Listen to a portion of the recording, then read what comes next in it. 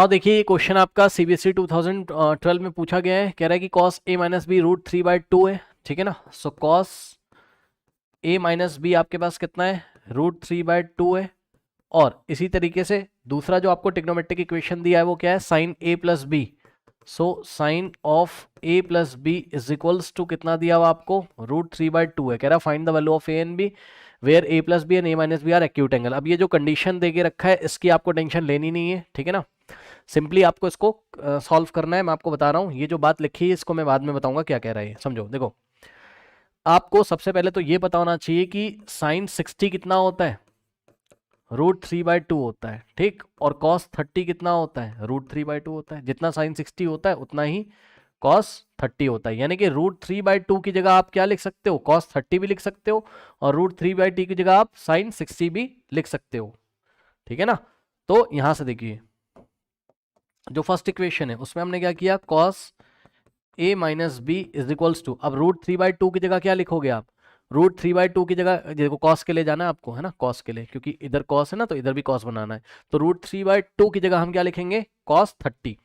तो यहाँ पे हमने क्या किया, रूट 3/2 की जगह हमने क्या लिखा, कॉस 30 डिग्री। अब देखो कॉस से कॉस को छुपा लोगे तो क्या आ जाएगा यहाँ से, a minus B is equals to 30 degree, है ना। कॉस से कॉस समझ लेना कट गया, काटते नहीं है, वो इनवर्स ट्रिग्नोमेट्रिक फंक्शन में आप पढ़ोगे 11th 12th क्लास में।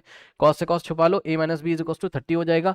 सिमिलरली यहाँ पे आपको करना है क्या, यहाँ से देखिए sine a plus B is equals to root 3/2 की जगह आप क्या लिखोगे, क्योंकि साइन के लिए लिख रहे हैं इसलिए रूट 3/2 की जगह हम क्या लिखेंगे, साइन, ये रूट 3/2 की जगह हम साइन 60 लिखेंगे।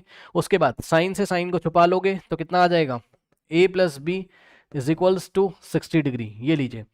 तो ये हो गई आपकी इक्वेशन नंबर 1 यहाँ से, ठीक।